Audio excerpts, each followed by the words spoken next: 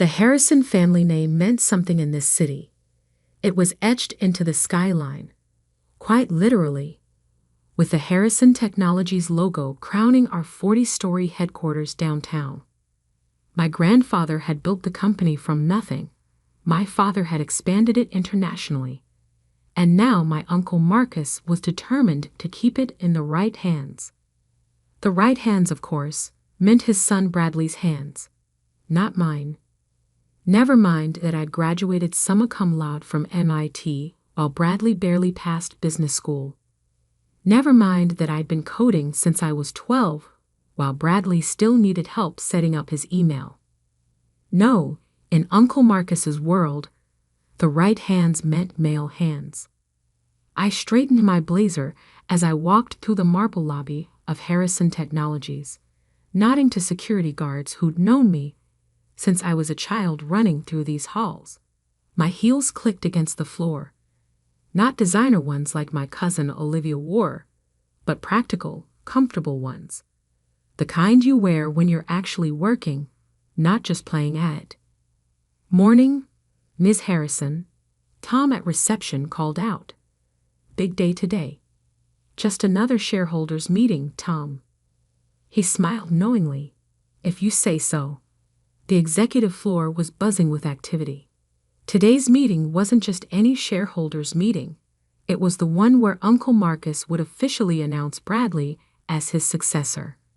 The fact that he'd called it 2 days after I submitted my formal proposal to modernize our entire tech infrastructure wasn't a coincidence. "Sarah," Bradley's voice boomed across the office. "Didn't expect to see you here. Thought you'd be off working on your little side projects." My little side projects. That's what they called my consulting work, the private contracts I took on nights and weekends.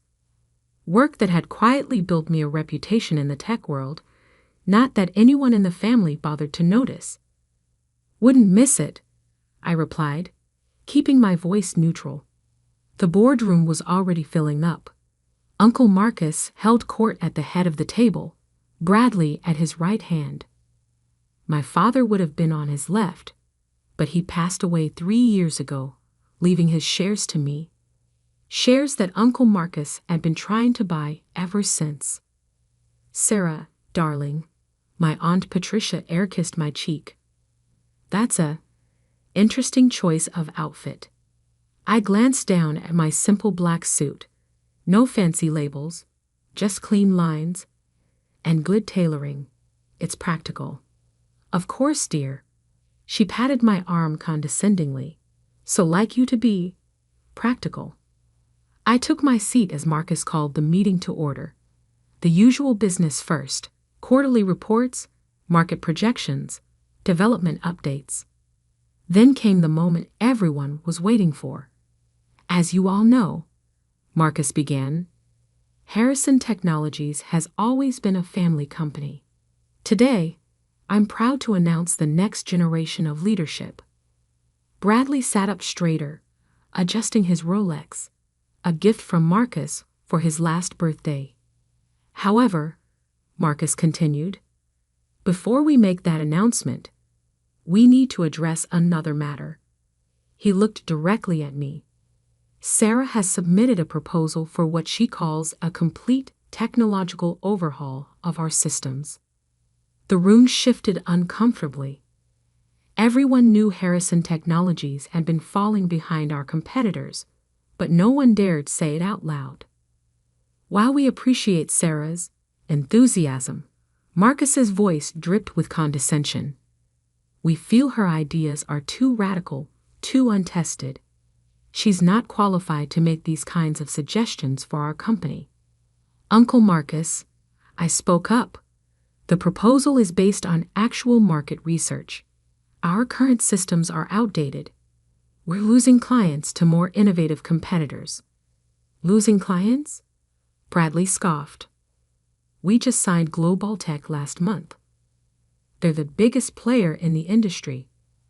I bit back a smile. Right on cue, the boardroom door opened.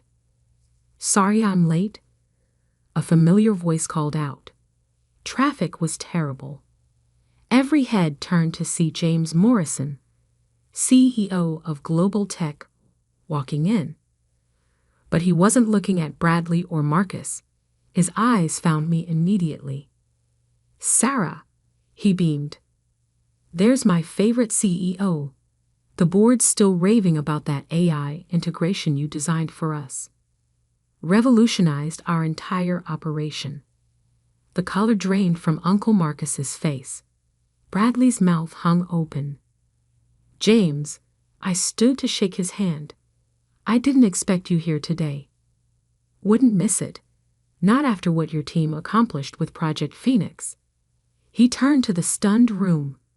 "Oh, you all knew about that, right? How Sarah's company, Phoenix Technologies, has been quietly transforming the industry. The AI systems she built for us increased our efficiency by 300%. Marcus gripped the table. "Your company?" I pulled out my tablet, projecting onto the main screen. "Yes, Uncle Marcus, my company. The little side projects you've been mocking? They were contracts with major tech firms. Global Tech was just the latest." Charts and graphs filled the screen.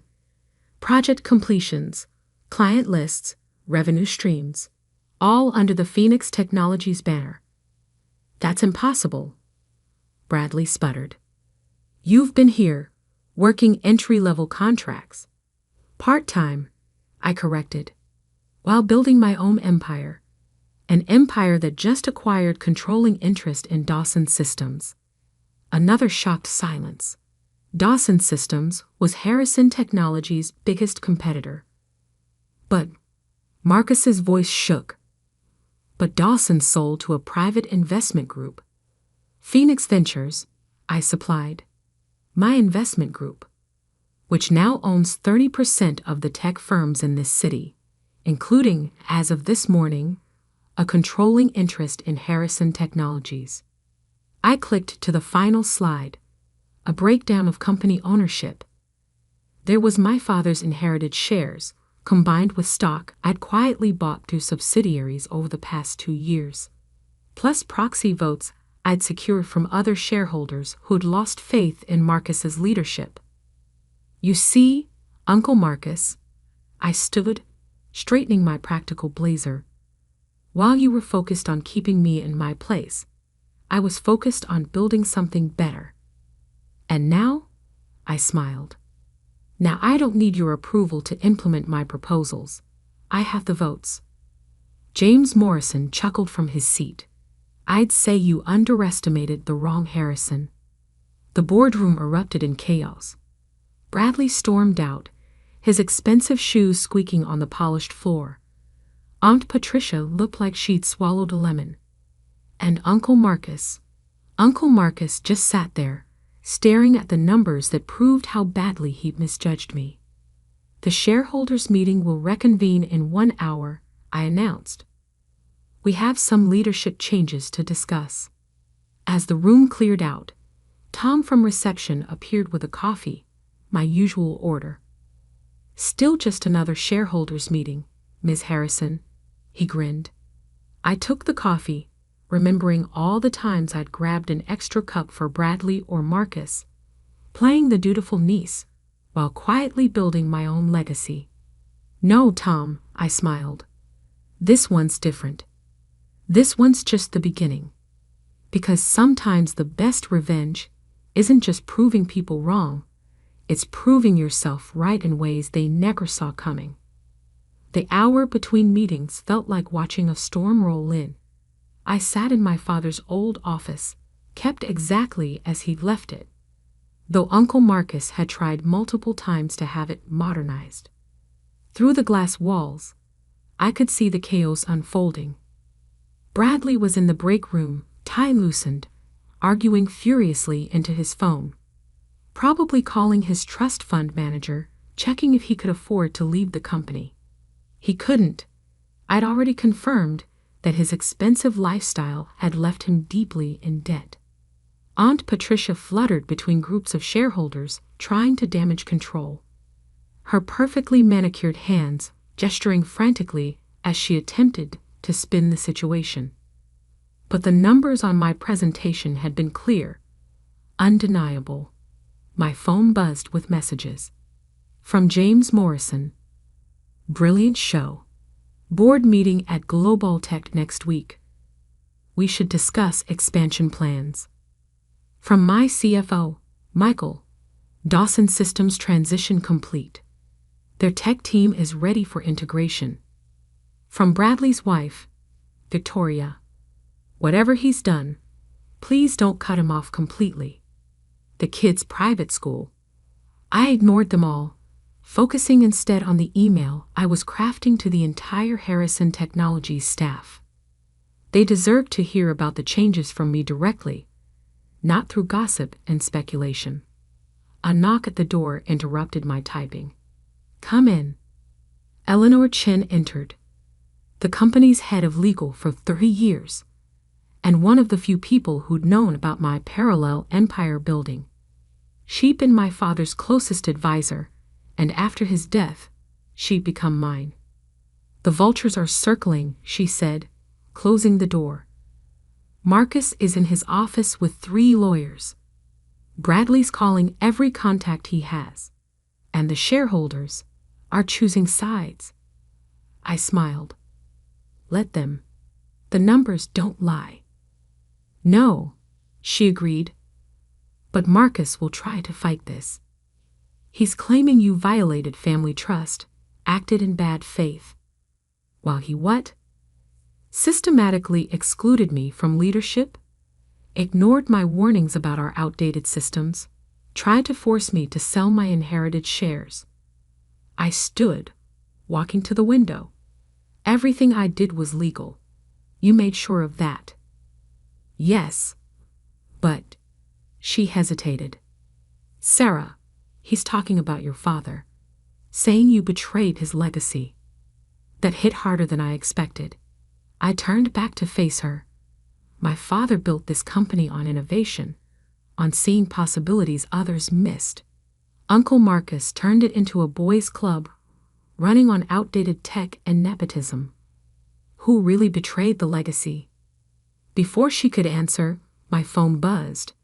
A message from Tom at reception. Your mother's here. I hadn't expected that. Mom had stayed out of company politics since Dad died, focusing on her charitable foundation instead. Her arrival now meant things were about to get complicated. Send her up. Eleanor gathered her files. Want me to stay? No, but be ready for the shareholders' meeting. Marcus won't go down without a fight.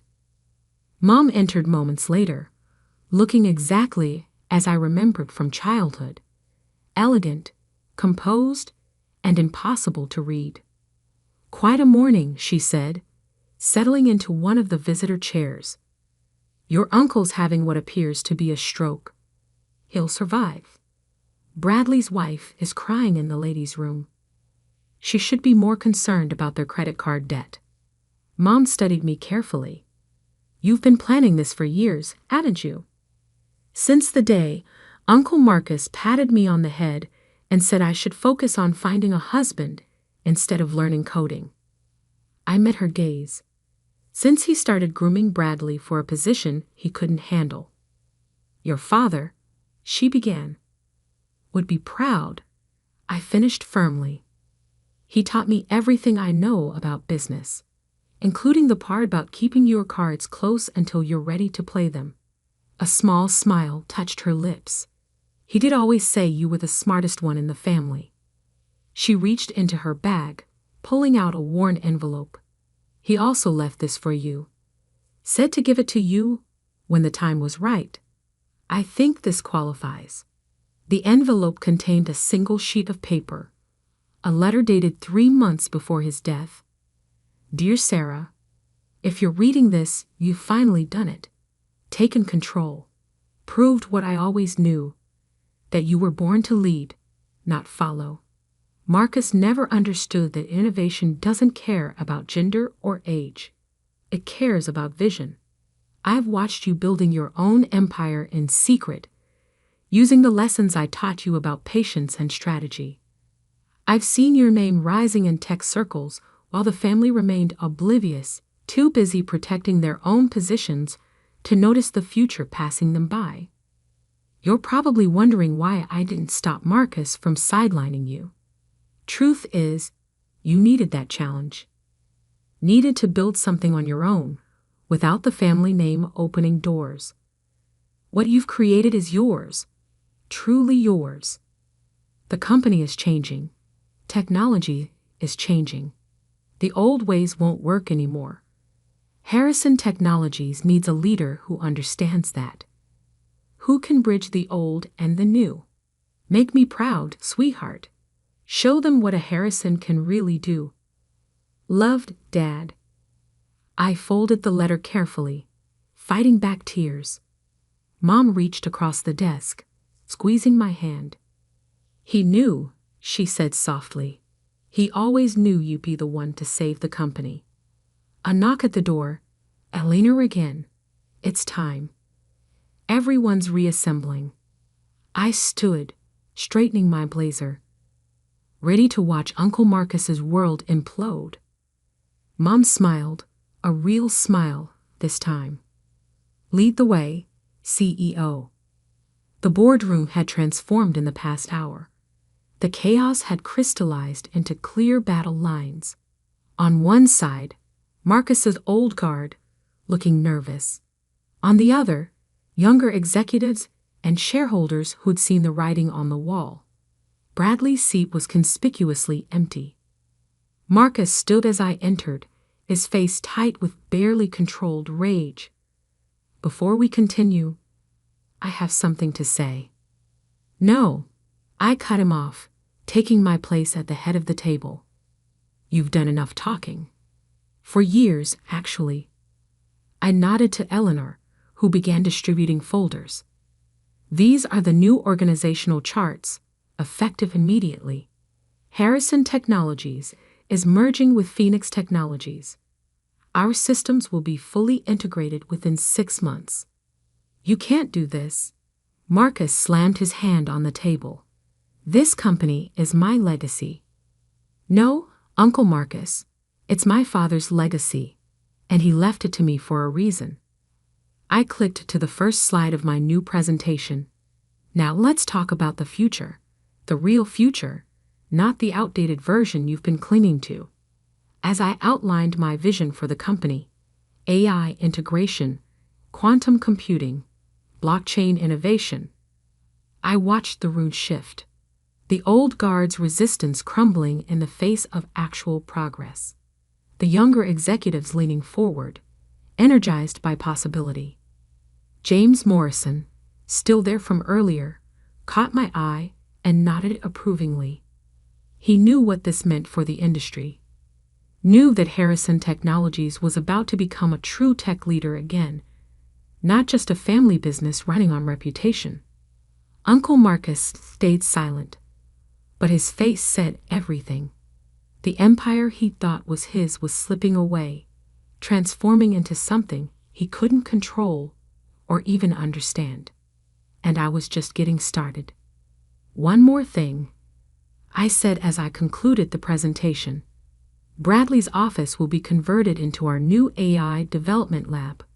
He can clear it out by tomorrow. Because sometimes the best revenge isn't just taking control. It's using that control to build something better than they ever imagined possible. 1 month into my leadership of Harrison Technologies, the changes were already visible. The stuffy old executive floor had been transformed into an open concept innovation hub. Bradley's former corner office now housed a team of AI developers, their whiteboards covered in algorithms that would have made him dizzy. I sat at my desk, my father's old desk, reviewing the latest project proposals when Maya, my new executive assistant, appeared. Your uncle's here. I didn't look up. Which one? Marcus. He's different today. That made me pause. Uncle Marcus had spent the past month alternating between threatening legal action and attempting to rally old board members against me. Last week, He'd even tried to suggest to the press that I'd somehow coerced my father into leaving me his shares. Different how? No suit. No lawyers. He looks tired. I checked the security feed. Marcus stood in the lobby, wearing chakis and a polo shirt, an outfit I'd never seen him in before. He kept touching the visitor's badge like it was burning him. Send him up. While waiting, I pulled up the latest company numbers. Share price up 40% since the merger announcement. 3 new major clients signed. Employee satisfaction scores highest in company history. And most tellingly, our technological capabilities now ranked in the industry's top 5, up from 20th place under Marcus's leadership. He entered without his usual bluster, looking older than I remembered. Sarah, he gestured to the chair across from me. May I? I nodded. He sat, taking in the changes to the office.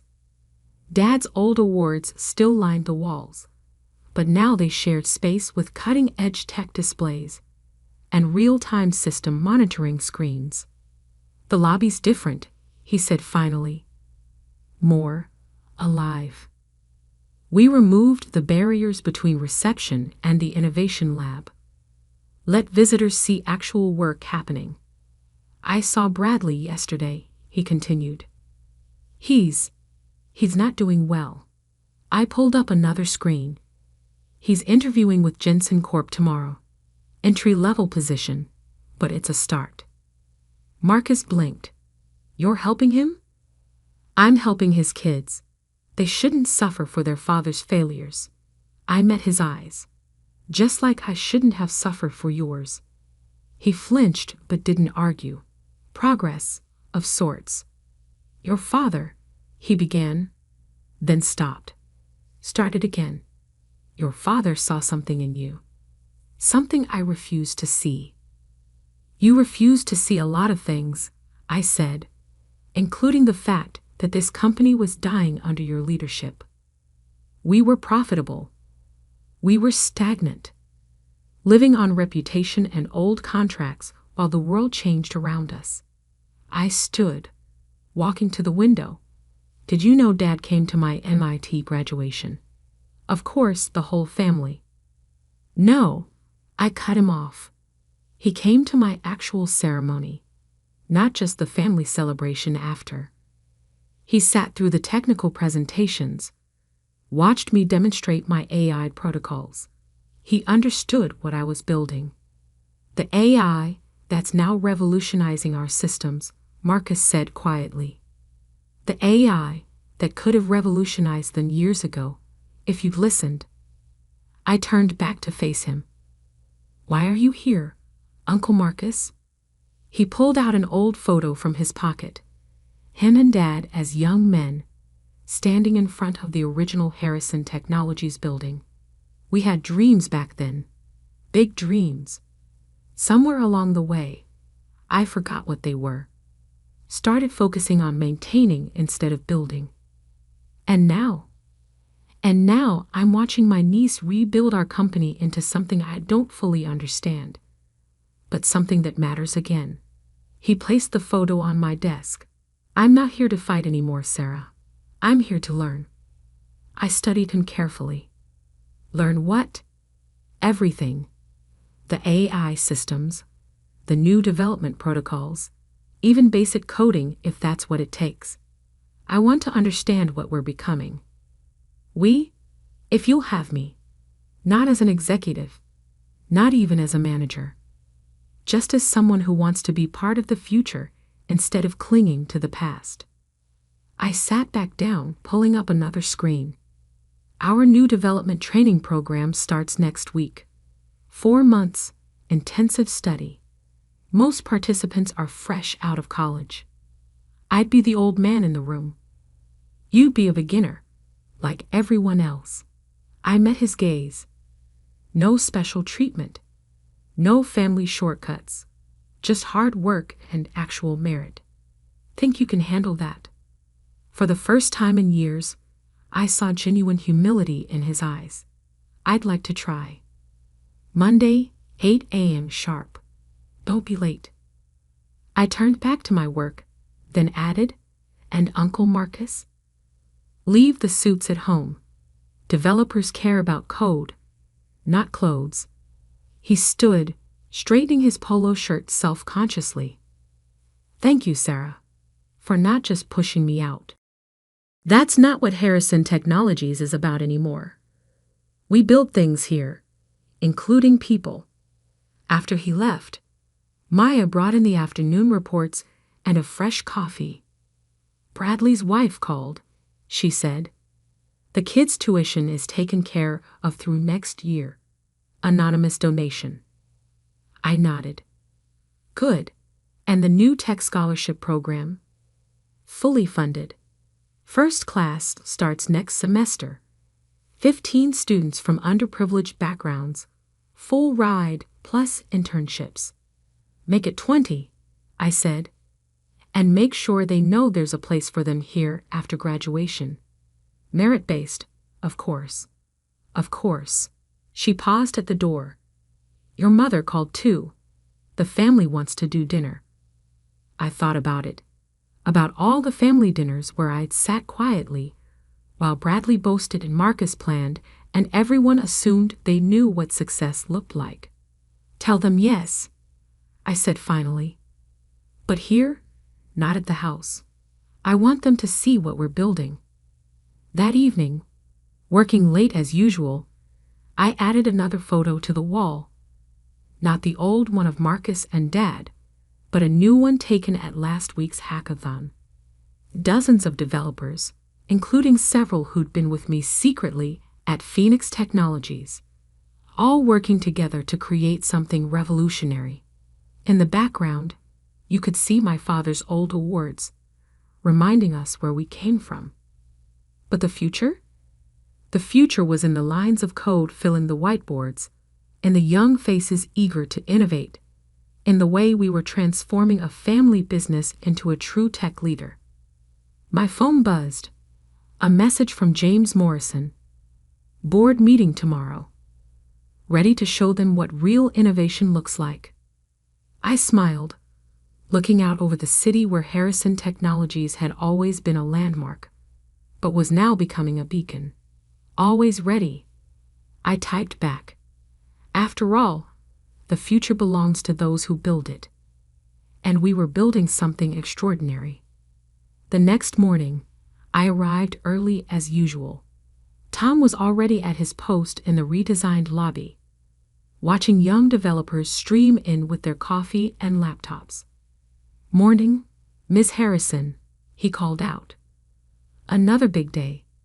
I spotted Uncle Marcus in the crowd, clutching a laptop of his own, looking both nervous and determined. No, Tom, I smiled. Just another day of building the future. Because sometimes the greatest revenge isn't in tearing down the old power structures, but in transforming them into something better than anyone imagined possible, even family.